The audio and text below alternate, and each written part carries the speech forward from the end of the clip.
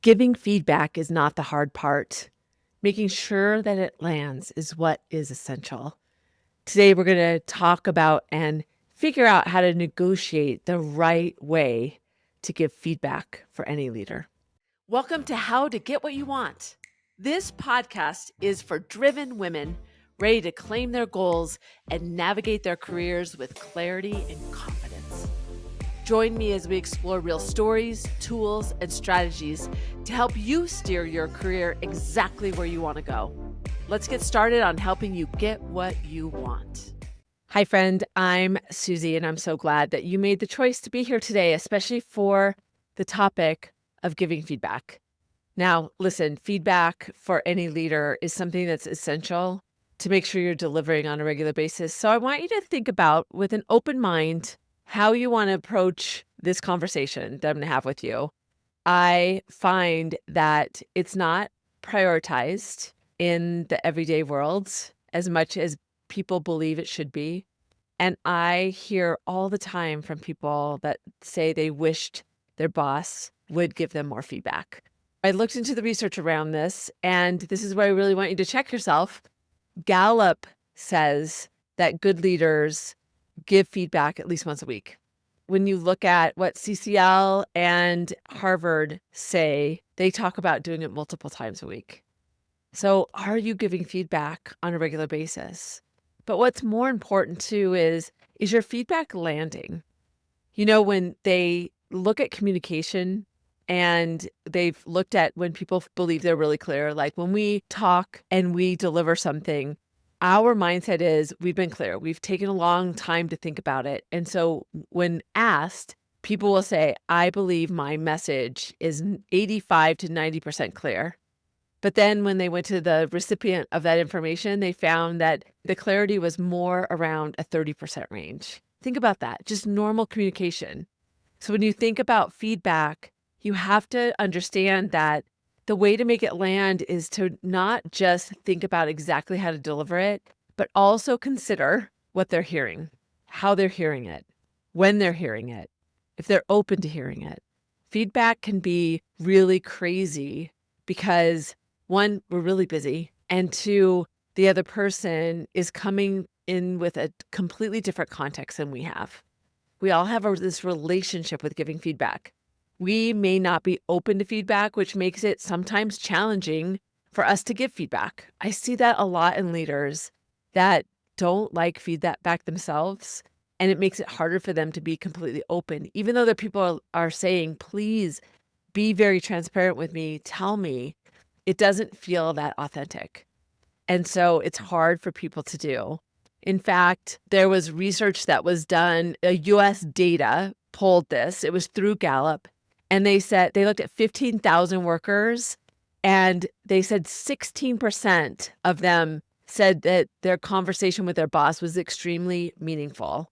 Of that same group, only 23% said they received meaningful feedback just in the last week. So they're not getting meaningful feedback, and they're not getting it at the repetition that is best for them. It's so interesting to think about that. And I think as we go up in the organization, that our self-awareness drops, and also the level of feedback that we get drops because there's this expectation that we made it here, so we should know what we're doing. But it's as critical for feedback to be coming to the executives at the senior levels, because they always need to be learning and growing. I like to tell people we're always shifting. And the thing about feedback, and my aha, I love the book, Thanks for the Feedback. If you've followed me at all, if you've been in any of my workshops, you know that if I need to reach out to them and I need to ask them to see if I can get some money or something from them for talking about this book, because I talk about it so often. And it's called Thanks for the Feedback. And it's so powerful and so essential. I often have heads of HR, business leaders say, Susie, can you come in and help my team be more comfortable with receiving feedback? And I'm like, it starts with you. You got to really think about how it lands. And so I say, take this book and don't just give it to people to read. Read it yourself first and then talk about it with your team.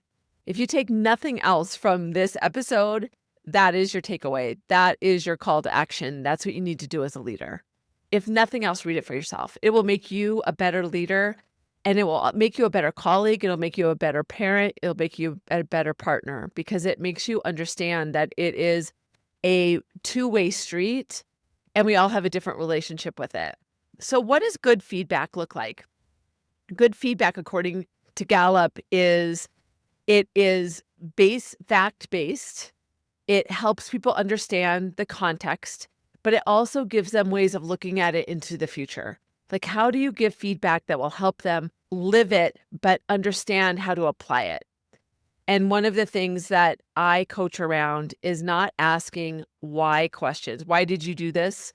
When you're getting the feedback of understanding it from both sides, but asking what questions. What would you have done better? Sometimes feedback doesn't have to be, this is what I observed. This is what you need to know. Now go. It's about asking questions and say, I want to talk to you about this. I would have liked to see a different outcome. Let's talk about it first and tell me what happened. So asking what questions puts them in the right state of mind that they're thinking about the future. And you want to make sure that you give them some positive. You don't just only talk to them when it's negative. People like to understand constructive criticism, especially if it's coming from your lens and they respect you.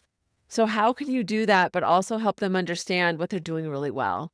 There was a research by Zenger Folkman, and they published it in Harvard Business Review, and they said that 57% of people preferred corrective feedback, meaning something that is constructive to them, versus 43% said praise.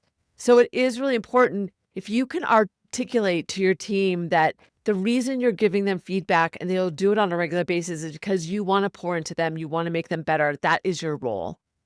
When it becomes uncomfortable, it's when we shy away from it or we make it a thing and it's only on the negative side. These need to be regular conversations, and there are different types of conversations in terms of coaching, in terms of rating them, and appreciation. Understanding what kind of information that you're providing to people helps them put it into the right lens. So think about what type of conversation that you need to have and really give them something that is tangible for them to understand. What it talks about in the book is, and this is one of the tips I want you to think about, is have a conversation about feedback with every individual on your team and ask them how they like to get it. Meaning, do you like it in the moment? Do you like it to be after some time, after an occasion? Do you need accolades? What does that look like? I worked in a consulting firm, and I worked for the partner, and I had a lot of respect for him, but he didn't give a lot of feedback. And one of the things I really needed from him was to understand that I was doing good when I was doing good and getting feedback from him when he needed me to adjust. So I did ask for this. I said, could you once a month, if I'm doing a great job, just tell me? To me, no accolades, no balloons, no public announcement, but just say, Susie, you're doing such a great job. You're rocking it. And even though I knew he put it on his calendar, I wanted to be authentic, but that was so meaningful to me. It inspired me to continue to go. It gave me what I needed to understand that it was still, I was on his good side, if you will. But then that reminded him that if he didn't feel that way, that he could give me constructive criticism. I don't like that word, honestly, but constructive information that could help me be better. And I really appreciated that lens. And it allowed me to have that moment where I was top of mind for him. And so think about that when you read the book. How can you have this agreement with your people and ask them, how do you like me to deliver this at what point? Because then in those moments when you have to give constructive information to people about the way they're performing, you can say to them, just like we both agreed, this is how I'd like you to approach this. I'm going to give you some context. I'd love to hear a little bit more about what was that experience for you. It's a combination of that agreement.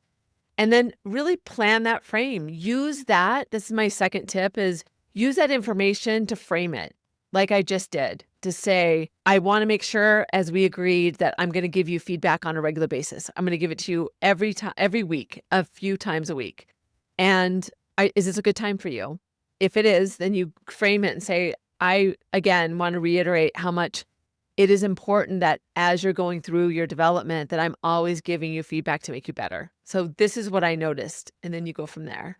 And you keep it objective. Objective for them where they're open to it, but also objective for you. When people wait to give feedback, it makes it more uncomfortable for them to give the feedback.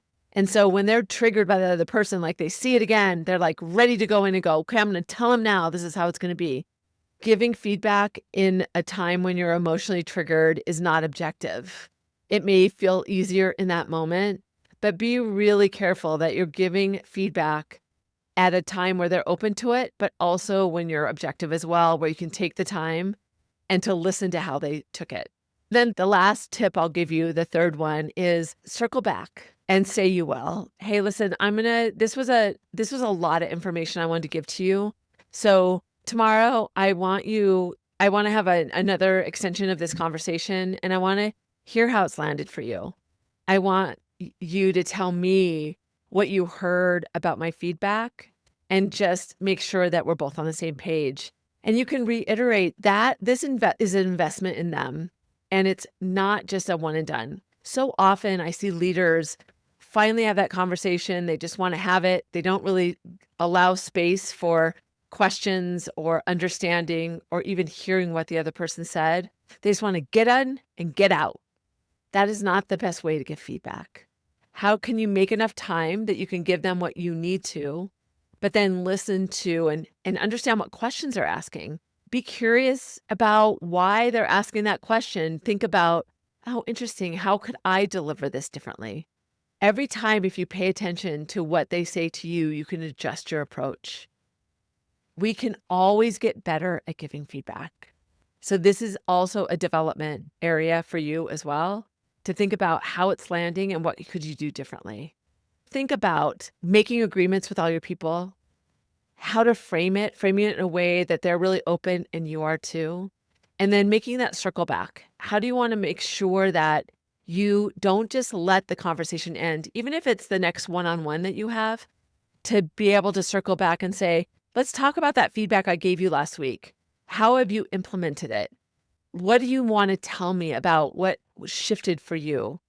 Giving them that opportunity also illustrates that you care, that they're putting it into practice and you see them.